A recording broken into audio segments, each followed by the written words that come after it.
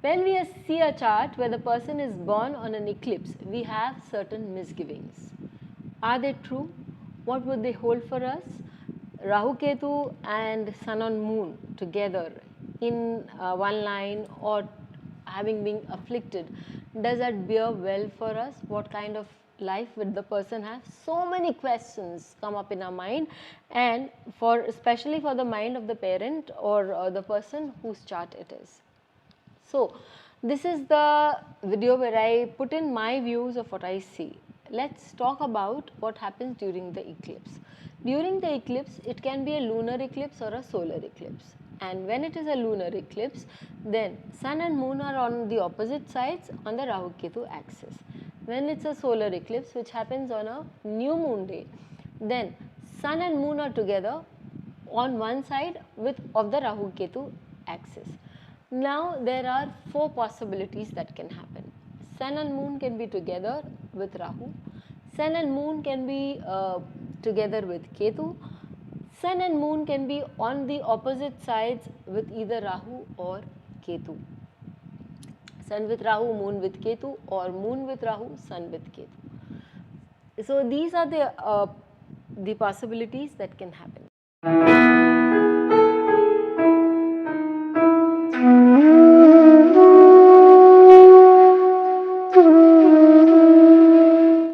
Let's talk about each of these possibilities, and let's take 3 very interesting cases at the end of it. There are 3 very interesting cases that you would be surprised to see.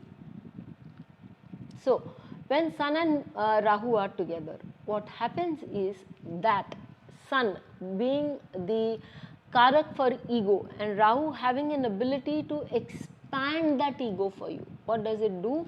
It will expand that ego, and it will expand that nature for you. As a result, a person becomes very egoistic, will have a nature of my way or the highway. The person does not want to listen to what others have to say. The person can also be having fears which are irrational. The person can be dictatorial in nature.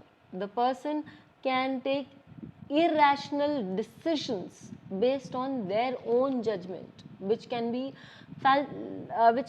very wrong, because those are governed by Rahu, whereas you have a very different perceptions of things as to than what they actually are.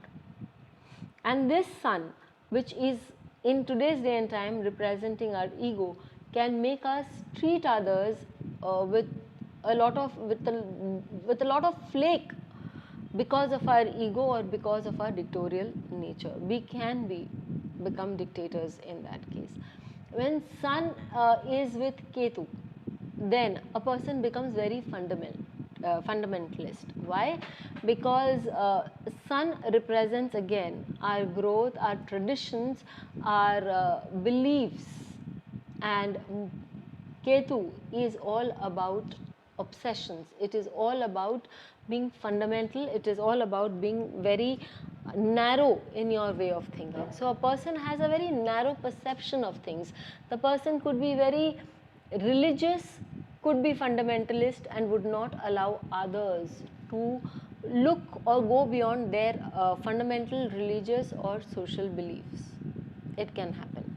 Now when Moon is with Rahu, it can also show phobias, it can show lunacy, it can show distorted ideologies, and it can show a lot of problems for a person. And a person can take irrational decisions because the mind would push the person into taking irrational steps. Now when we are talking about Ketu and Moon, Ketu is very directed, it's very internalized energy, and Moon is the mind. So the mind can be very irrational at times. Ketu is also about phobia. Now the person can have phobias, the person can have a lot of past life tendencies there in terms of uncanny fears which the person could express in this life. The person can have a lot of psychic energy, and unable to understand how to use the psychic energy, the person can divulge into irrational behavior. So, but please remember, when Rahu and Rahu and Sun are together, or Rahu and Moon are together, it does give you an ability to reach a new level, because they bring up the factor of power also ahead. An ability, Moon with Moon and Rahu, it's ability to connect with the masses. With Sun and Rahu, it's your ego and it's your power that you need to be there. So the Sun Rahu combination can give you power. The Moon Rahu combination can give you power behind the scenes. The Sun Ketu combination can give you fundamentalism, and the Moon Rahu combination can also give you phobias, irrational behavior. Nevertheless, they are good to go because they express your power very strongly. So, when we are looking into the chart, when we are looking into 3 charts, let's look at these 3 charts, which are very interesting. The first that you need to see, the first is the chart of Benjamin Netanyahu. Here you see Ketu, Moon and Sun. So, it's clearly a solar eclipse that we are talking about. He was born in a solar eclipse. Solar eclipse people have a struggle with power and they want more power. So yes, has he achieved power? By all means, he has achieved great power, and he has used all means to achieve great powers. Again, you see, it's Ketu with Sun and Moon, where you find a fundamentalistic attitude, where you have a bee in your bonnet and you are behind that bee 24/7. That attitude is something that they have. He has, and he's shown it, and he has also been in the ruling for quite a period of time. He has accumulated that power, and he has made it his life's objective to remove a lot of powers he considers not worthy from his point of view, from his neighboring areas. Now let's look at another chart again, which is a person again born on a solar eclipse, and that is none other than the deceased leader of Iran, Ali Khamenei. Look at his chart. Now, what was the distinction between the 2 charts of Benjamin Netanyahu and Ali Khamenei? You will see that in Ali Khamenei's chart, the sun is exalted. So, he has had a very strong hold. He was a fundamentalist, that is a known fact. He had his own ideas and he would not take care or concede defeat with anybody for those ideas of his. It was all right, and it was in 6th house. So here he also has equally strong opponents as we see it. The forces of nature working against him are equally strong, and the sun in the 6th house is always victorious. It is so said. So here you see he has always attained aim from victory, and he's always got victory no matter how hard he has to try.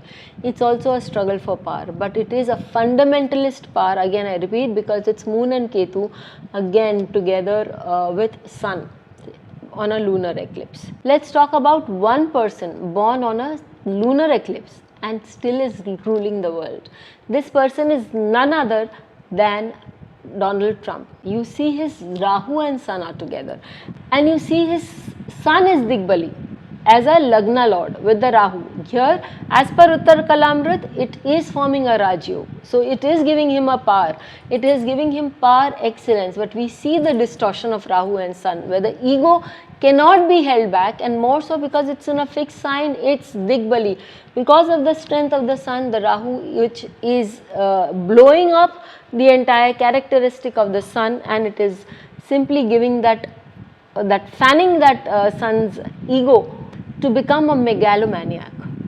That's a very strong point we need to see, and we need to address this point, because when we see it in anybody's chart, and you see the moon is also Digbali and it's with Ketu, so he does take irrational decisions. He has his own set of fears which he expresses it, and there you see for power, for name and for peace, so he says what he can do or what he cannot. We have to understand that the affliction of moon and sun, the illuminaries by the Rahu and Ketu, is not something that we should take lightly in anybody's chart. In such a case, we need to tell a person to either use their psychic powers to good use or to channelize their ability as a leader into something different. Otherwise, in the end, it is going to cost them a lot more beyond what they could have thought. Please hit the bell icon for fresh updates. Don't forget to like, share, and comment on the videos, and please subscribe to our channel.